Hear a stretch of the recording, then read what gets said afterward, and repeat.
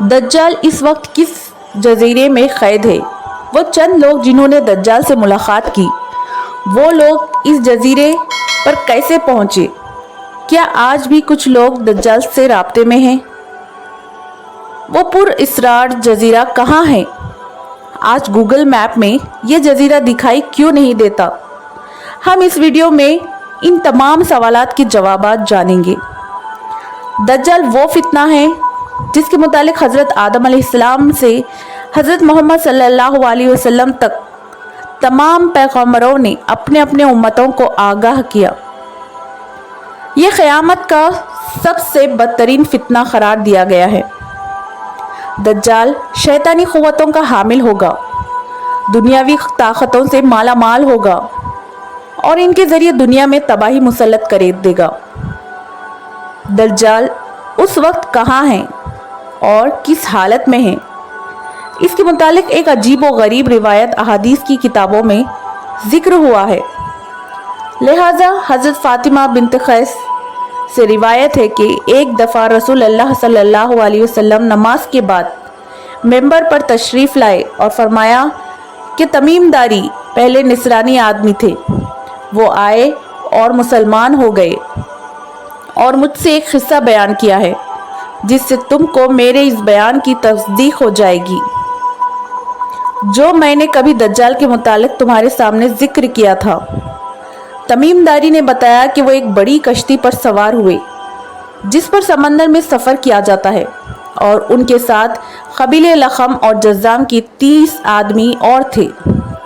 समंदर का तूफ़ान 1 माह तक उनका तमाशा बनाता रहा।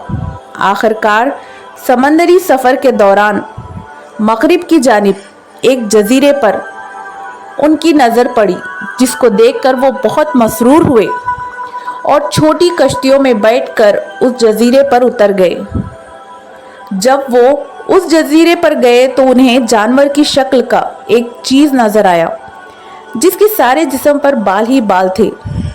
लोगों ने उससे कहा, कमबख्त तू क्या बला है? वो बोला, मैं दज्जाल का जसासा यानी जासूस हूँ। इस गर्जे में चलो, वहाँ एक शख्स है जिसका तुम्हारा बड़ा इंतज़ार है। हम लपक कर उस गर्जे के पहुँचे तो हमने एक बड़ा खवी हेकल शख्स देखा। उसे कब्ल हमने वैसा कोई शख्स नहीं देखा था। उसके हाथ गर्दन से मिलाकर और उसके पैर घुटनों से लेकर टखनों तक लोहे के जंजीरों से निहायत ही मजबूती से जकड़े हुए थे। हमने उससे कहा, तेरा नास हो, तू कौन है? वो बोला, तुमको मेरा पता लग ही गया, अब तुम बताओ तुम कौन लोग हो? उन्होंने कहा, हम अरब के बाशिंदे हैं। हम एक बड़ी कश्ती में सवार कर रहे थे। समंदर में तूफान आया और 1 माह तक रहा। उसके बाद हम इस जजीरे में आ गए। उसने कहा, मुझे ये पता था कि बेसान के खजीरों में फल आता है या नहीं? हमने कहा, हाँ आता है। उसने कहा, वो वक्त करीब है जब इसमें फल ना आएंगे। फिर उसने पूछा, अच्छा बहरे तिब्रिया के मुतालिक बताओ, उसमें पानी है या नहीं? हमने कहा, बहुत है। उसने कहा, वो ज़माना करीब है जबकि उसमें पानी ना रहेगा। फिर उसने पूछा, ज़गर के चश्मे के मुतालिक बताओ, उसमें पानी है या नहीं? और क्या इस बस्ती वाले इस पानी से खेतों को सैराब करते हैं? हमने कहा, इससे सैराब करते हैं। फिर उसने कहा, अच्छा नबी उम्मी का कुछ हाल सुनाओ। हमने कहा, वो मक्के से हिजरत करके मदीना तशरीफ़ ले गए। उसने पूछा, क्या अरब के लोगों ने उसके साथ जंग की है? हमने कहा, हाँ। उसने पूछा, अच्छा फिर क्या नतीजा रहा? हमने बताया कि वो अपने गिर्द नवाब पर गालिब आ चुके हैं और लोग उनकी अतात कबूल कर चुके हैं। उसने कहा, सुन लो, अरबों के हक़ में यही बेहतर था, वो उनकी अतात कर लें। और मैं अब तुमको अपने मुतालिक बताता हूँ। मैं मसीह दज्जाल हूँ। اور وہ وقت قریب ہے جبکہ مجھ کو یہاں سے باہر نکلنے کی اجازت مل جائے گی۔ میں باہر نکل کر تمام زمینوں کا گھوموں گا۔ 40 دن کے اندر اندر کوئی بستی ایسی نہ رہے گی جس میں داخل نہ آؤں گا سوائے مکے اور مدینے کے۔ ان دونوں مقامات پر میرا داخلہ ممنوع ہے۔ نبی صلی اللہ علیہ وسلم نے اپنا عصا مبارک منبر پر مار کر فرمایا، یہ طیبہ ہے، یہ طیبہ ہے۔ میں تم کو یہی بتایا کرتا تھا کہ جان لو کہ دجال نہ شام کے سمندر میں ہے اور نہ ہی یمن کے سمندر میں، بلکہ وہ مشرق میں ہے۔ اور نبی صلی اللہ علیہ وسلم نے مشرق کی طرف ہاتھ سے اشارہ فرمایا۔ حضرت تمیم داری اور ان کے ساتھیوں نے جس جزیرے پر دجال سے ملاقات کی تھی اس کا علم آج تک کسی کو نہیں ہو سکا، لیکن اس بارے میں بہت سارے دعوے کیے جاتے ہیں کہ وہ پراسرار جزیرہ کہاں ہے جہاں دجال زنجیروں میں جکڑا قید ہے۔ بعض لوگوں کا گمان ہے کہ بحر عرب میں موجود سقطرہ نامی جزیرہ ہے جہاں دجال قید ہے۔ یہ جزیرہ نہایت ہی عجیب و غریب مقام ہے۔ جزیرہ سقطرہ ملک یمن کا حصہ ہے اور ساحل پر موجود ہے۔ چرند و پرند اور بہت سارے درخت، باقی غریب درخت بھی اس جزیرے میں اگتے ہیں جس کے تنے سے سرخ رنگ کا عرق نکلتا ہے اور ایسا لگتا ہے کہ جیسے اس درخت سے خون بہہ رہا ہو۔ اس کے علاوہ اس جزیرے میں حیران کر دینے والے 700 اقسام کے درخت اور مخلوقات پائے جاتے ہیں۔ اس جزیرے پر ایک پہاڑ بھی موجود ہے جہاں ایک مشہور غار الحوق ہے جو 3 کلومیٹر طویل ہے۔ اتنا بڑا غار پورے مشرق وسطی میں کہیں موجود نہیں ہے، جیسا کہ حدیث میں ذکر ہے کہ دجال کا ظہور مشرق سے ہوگا اور ایسی جگہ پر ہوگا جہاں سے وہ مشرق وسطی کو متاثر کر سکے گا۔ لہٰذا ان تمام نشانیوں کی وجہ سے لوگ اس جزیرے کو دجال کا جزیرہ قرار دیتے ہیں، جبکہ کچھ لوگ بحر اوقیانوس یعنی اٹلانٹک اوشن میں موجود برمودا ٹرائنگل کو ہی دجال کا جزیرہ قرار دیتے ہیں۔ یہ وہ علاقہ ہے جہاں کیمپس کام کرنا بند کر دیتا ہے۔ وہاں جانے والے جہاز اور کشتیاں کبھی بھی واپس نہیں آتے اور یہاں بہت سارے حادثات رونما ہو چکے ہیں۔ برمودا ٹرائنگل میں پیرانارمل یعنی جنوں اور بھوتوں کا متعلق واقعات پیش آتے رہتے ہیں۔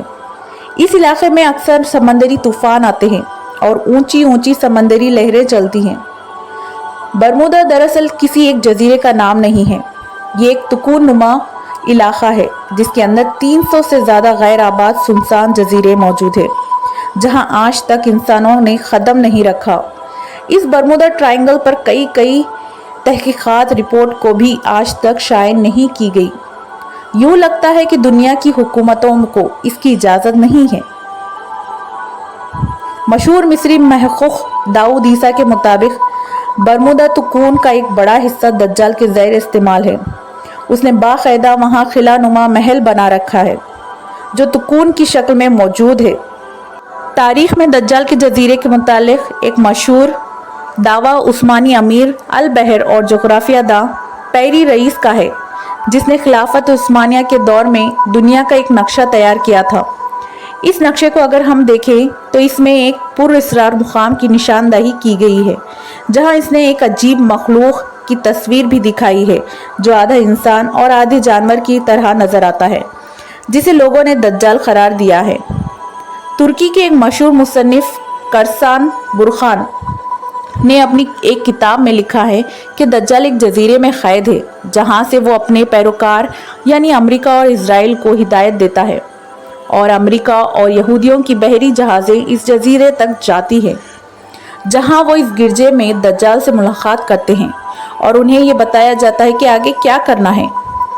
لیکن یہ معلومات اتنی خفیہ ہوتی ہے کہ آج تک کوئی بھی یہ نہیں جان پایا کہ یہ جزیرہ کہاں موجود ہے۔ برخان نے لکھا کہ وہ جزیرہ برمودا تکون میں ہی ہے، کیونکہ برمودا ٹرائنگل میں ایک ایسا جزیرہ موجود ہے جہاں ایک بڑا گرجا پایا جاتا ہے اور جہاں کسی کو بھی جانے کی اجازت نہیں ہے، اور اگر کوئی وہاں داخل ہونا چاہے تو وہاں سے واپس نہیں آ سکتا۔ یہ جزیرہ کوئی عام جزیرہ نہیں ہے، यही वजह है कि गूगल मैप में इस जजीरे की लोकेशन नहीं मिलती। नेज़ कई लोगों ने यह देखने का दावा भी किया है कि इस जजीरे में अमरीकी बहरी बेड़े दाखिल होते हैं। ईसा दाऊद ने अपनी किताब में लिखा कि दज्जाल ज़माना क़दीम से बहरुल काहिल के उन गैर आबाद और वीरान जजीरों में रहता था और हुजूर सल्लल्लाहु अलैहि वसल्लम के विसाल तक वो बेड़ों में जकड़ा हुआ था, मगर आप सल्लल्लाहु अलैहि वसल्लम की वफ़ात के बाद उसकी बेड़ियाँ टूट गई और वो आज़ाद हो गया, मगर उसे खुरूज की इजाज़त नहीं। लिहाजा अब वो बरमुदा ट्रायंगल के करीब वीरान जजीरों में रहता है और वहाँ से अपनी दज्जाली क़ुव्वतों और पैरोकारों के ज़रिए खुरूज की तैयारियाँ कर रहा है। ये जजीरा बुनियादी तौर पर दज्जाल का हेडक्वार्टर है, जहाँ से वो तमाम तदाबीर करता है और शर फैलाता है। अब इन जजीरों में दज्जाल का जजीरा कौन सा है, इसका सही इल्म सिर्फ अल्लाह तबारक व तआला को ही है और अपने मुकर्ररा वक्त पर अल्लाह के हुक्म से दज्जाल उन जजीरों से निकलकर इंसानी आबादी की तरफ आ जाएगा, जो हमारे लिए एक आजमाइश और फितना साबित होगी, जिस फितने से बचने के लिए नबी आखिर ज़मान हज़रत मोहम्मद सल्लल्लाहु अलैहि वसल्लम ने हमें इरादा दिखाया है।